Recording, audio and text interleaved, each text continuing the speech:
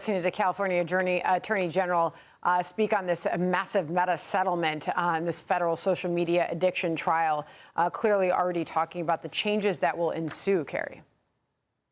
And look, Adam Mosseri, who's the head of Instagram yesterday, testified, and one thing that came up was this tool that they tried to implement there to encourage kids to be on the platform less. And it was like a pop-up that basically said, time to pause, something to that effect. And that was only done after Meta was sued. And also they admitted that I think it was something around 1.8% of kids actually listened to that prompt.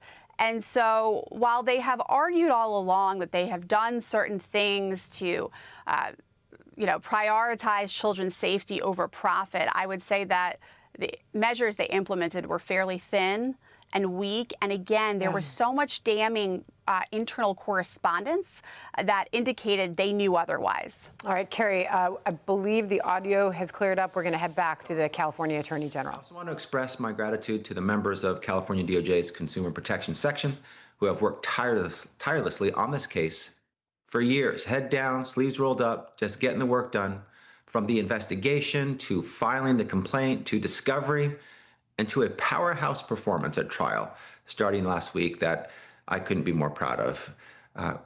Our team, I'm biased, I know, but our team did very, very well and made me very, very proud. And the trial did not go well for Meta. These extraordinary public servants have dedicated so much to this case, and it shows. I know some of them are on fumes today, needing a little more sleep, and I know and hope they'll get it soon. But I couldn't be more proud of the collaborative effort from my team, from teams across the country, from a bipartisan set of attorneys general, holding Meta accountable and delivering for our children, our parents, and our families.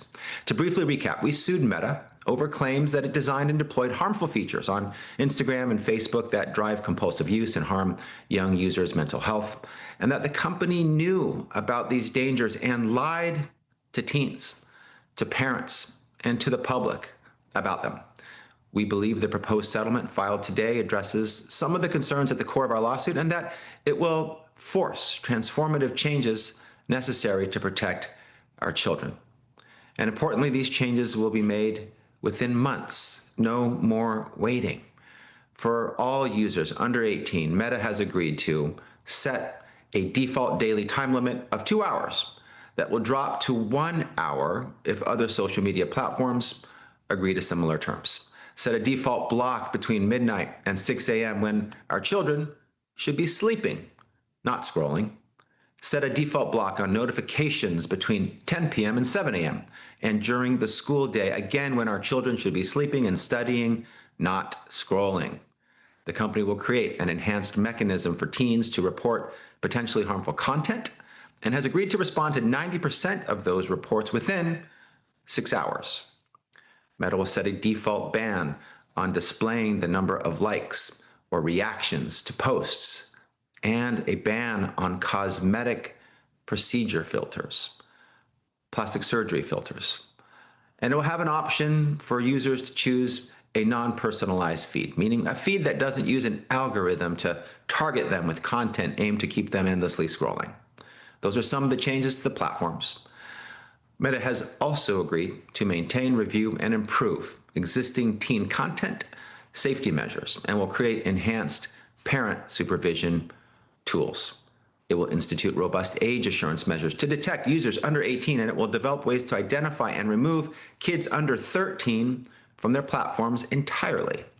Meta will bring on an independent auditor with expansive access to information and resources, regular reporting, and the right to communicate with our offices. That's critical to us to maintain accountability, oversight, and make sure that Meta delivers on all of these legal commitments.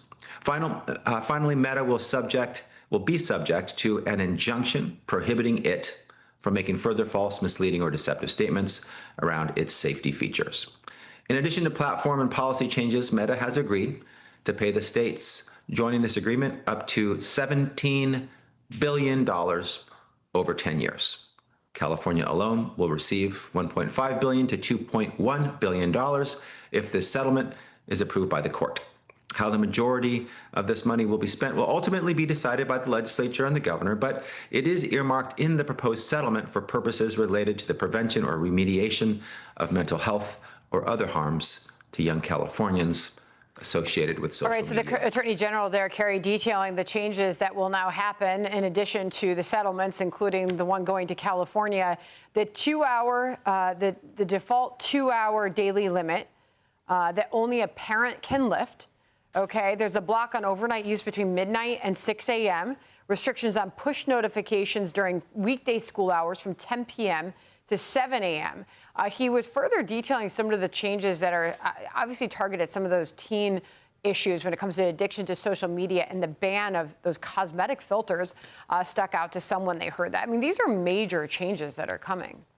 They are major changes, and I think because of the settlement and the terms of the agreement and the amount of scrutiny that Meta is under, you know, TikTok and others, I think, are going to be looking at what they do and asking themselves, do we need to make changes, or do we have to wait to be forced to make these changes? Do we want to pay to make these changes?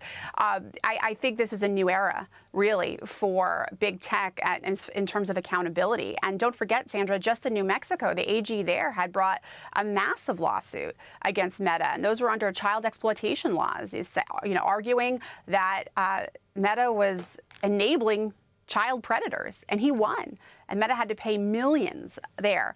So I think this is, again, just the beginning, and everyone is looking at the settlement and thinking, okay, what am I going to do now?